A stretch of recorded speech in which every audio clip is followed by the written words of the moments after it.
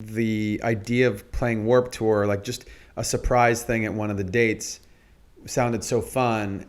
One day you could get off the bus and brush your teeth, and then like the next day you just couldn't do that. I always looked up at that tour, do you know what I mean? It's like all the bands like I love growing up, like Good Charlotte and stuff like that, you know what I mean? Going to it that day was the reason we started the band Sum 41.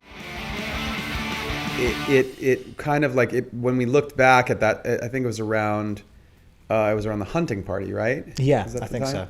We put out this record, very like a heavy record, very rock record, and the idea of playing Warped Tour, like just a surprise thing at one of the dates, sounded so fun. And my only reservation about doing it was, if we do it, like what we really want to do is have some like Warped Tour favorite singers come out and sing with us. How many do we think we can get? Like, are people going to be, are they going to be interested? Are they going to be available? After they play, or are they going to leave? If they haven't played yet, are they even going to be are they going to be there? So it worked out great. I mean, everybody there, whether they were on stage with us or not, like everybody was just so effusive. They were so like excited that we came, and they had we heard, it was almost like we didn't even know, we honestly didn't know the influence that we had on a lot of, because they're a generation younger, and they grew up on our music, which in music's time, that only has to be like 5-6 years. Yeah. Like things turn around like that fast. So they were just so sweet, and we heard so many nice stories that made us feel great. My first memory of Warped Tour, on the very first day, I was a big Rancid fan. Yeah. Still am a huge Rancid fan. I had gone out to some of their shows, and they knew our band. They knew we had given Tim a demo when we were unsigned. Sure. And he's one of those really kind of genuine people, like Tim Armstrong always remembers. Nice. And he's a really thoughtful guy, and he's another one he's a really deep person and a really sweet person. Him and Lars came up to me the very first day, and they were like, welcome to the tour. That's nice. Our boys, welcome, and took us under their wing, and like we were little kids, man, and really kind of showed us the ropes. And that was one of the greatest summers of my life. Imagine the band that you always wished you could hang out with and be a part of, that you idolized, and showing up to Warped Tour the first day, kind of nervous, kind of like first day of school, and that band takes you under their wing, and you spend the summer with them, and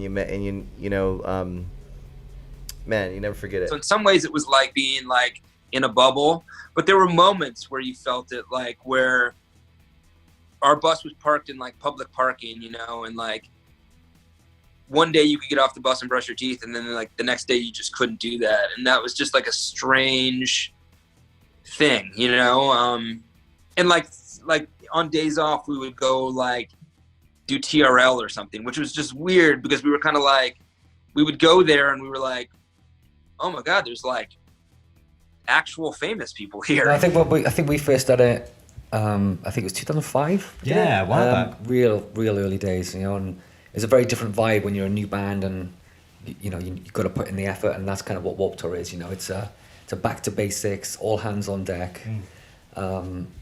It's just a great training ground, isn't it?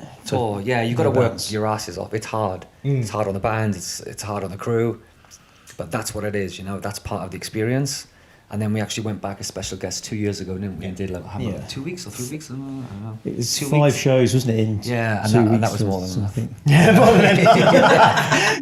The initial memories I have of the Warped Tour.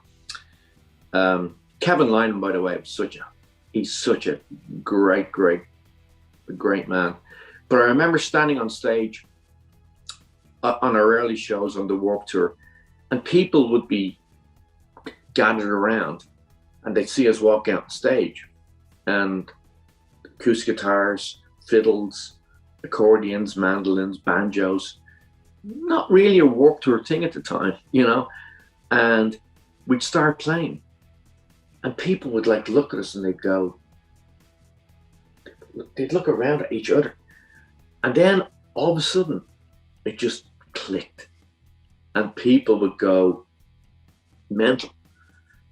And I always remember seeing the faces going, it's okay to have it, get your folk out, you know, it's okay to have a bit of fun. But I just remember, like, because that was kind of like our first touring experience in America. So, well, it was our first tour in America. And I remember, like, all of the US bands that I'd been following sort of online and, like, getting to watch them, like, whether it be like a Day to Remember or The Main or Mayday Parade or All Time Low, all these bands that we'd never met. And that was a thing that was, you know, I think if we hadn't done that tour, obviously I'm sure we could cross paths with all those bands at different times, but meeting those guys and like getting to watch and see what they're doing and how they do things in America, like that was a good learning curve for us to be part of that. Well, our first time we played was in 2014. We won like Battles of the Bands, whatever. We thought it was so cool. Showed up and it was. I still think it's fucking cool. We won Battle of the Bands, motherfucker. Yeah, 2014.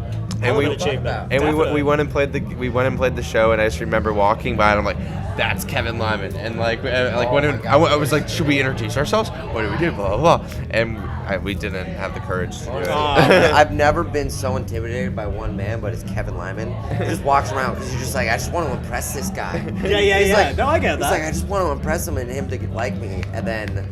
I still can't even make eye contact with the man. Oh man. He just walks around. I'm like, oh no, am I good enough yet? Like when we did the Battle of the Bands thing in 2014, like dressed the way we do, we weren't very like accepted in that world quite yet. Everyone kind of was weirded out by us until they got to know us and like actually like, toured with us and met us, and now somehow we've put in like rock and roll to the Warped Tour world, and now going back, I'm really excited because.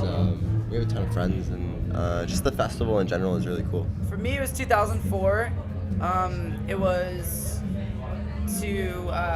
actually got there late, so I didn't get to see the starting line, but that's the band I went to go see. I got to see The Used, Under Oath, from first to last.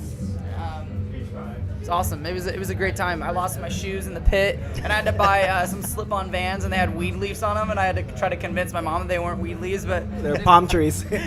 My mom smoked so much weed, so she knew exactly what it was. I had a bike gang with Bo from Bless the Fall.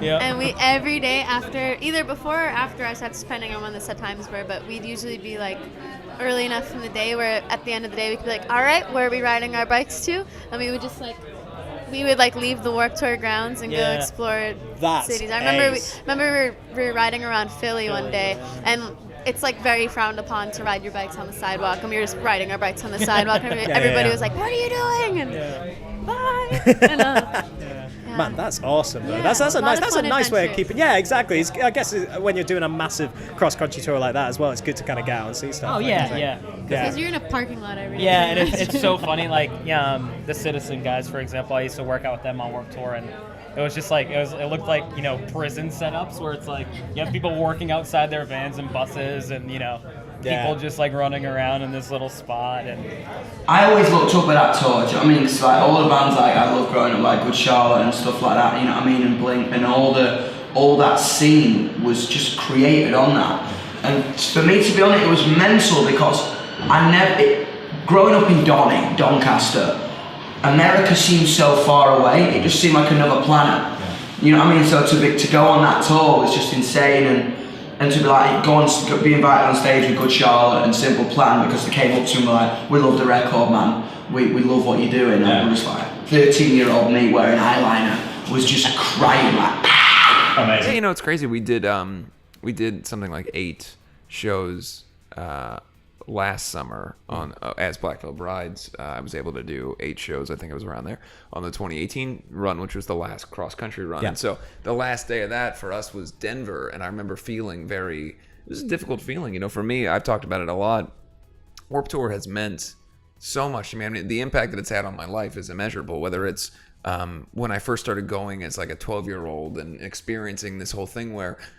Growing up where I didn't know anybody else that was like me or like the music that I liked or dressed like me or whatever. And then Warped Tour comes to town, and I went and I found this whole world of people that shared interests with me. And it was really like kind of this extroverting cool thing to think, oh, wow, like this little world that I have in my room in my house is something that's shared with all these other people. So it just meant everything to me. And so I would look forward to it every year to the degree that it was like a countdown in my head until I came back. I have 2 best Warped Tour memories. One is we were playing I want to say it was like Dallas or something like that. It was in the parking lot. And we're playing this song, and all of a sudden, like, the crowd starts to do this great pogo bounce. I was like, oh man, this is amazing. Like, you know, you're finally getting to see like a crowd like move the way that you've always wanted them to move. And as I started to watch them, I saw this one head up and down, had like, you know, like bleached blonde hair and had red sunglasses, and he was carrying a cocktail in his right hand, and he was having the greatest time, just like smiling from ear to ear, and it was Matt Skiba, and I was like, wow, that's amazing. And that's how we met Matt Skiba. And then the second one is we're on Warped Tour, generator blows, there is no power left on the stage, and we just kept the drums going and the crowd singing, and that was an amazing experience to feel like, hey, we don't need any of this stuff. It's all about, you know, like us and you guys. Biggest memory and the most important memory I have of it is going to it for the first time in 1996, and that going to it that day was the reason we started the band Sum 41, because we saw all our favorite bands like NoFX, Pennywise, and just, I mean, tons of bands, Unwritten Law, and we just thought, this is what we want to do. We want to be a band that can play at the Warped Tour. So we started Sum 41 the next day, or pretty much like, you know, that afternoon. We said, wow, you know, we're starting this band, and here we go. We're going to one day get to the Warped Tour. And then we ended up doing the Warped Tour a bunch of times over the years. Yeah, amazing experiences. What, any particular favorite memories from being out on the road on it at all? Yeah, well, you get to hang out with a lot of those bands. Yeah. I remember the first time we did like the whole thing was in 2001, and you know, Fat Mike was on it, Rancid was on it. You know, there's just lots of bands. The year right before it, Green Day was on it, and we did about 2 weeks of that. So you just get to be on tour with all these bands that you grew up listening to.